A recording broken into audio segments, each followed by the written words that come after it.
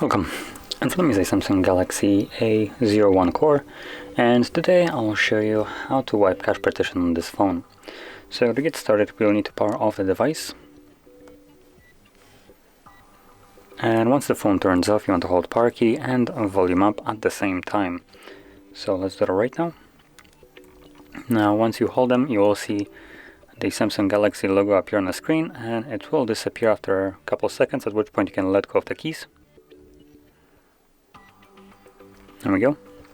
And this will take us to the recovery mode. Now in this mode you will need to use volume keys to navigate through this menu in order to select Wipe Cache Partition and then confirm it with power key. Select yes. And there we go. Cache wipe complete, and reboot system now selected by default, so press power key once more to go back to Android.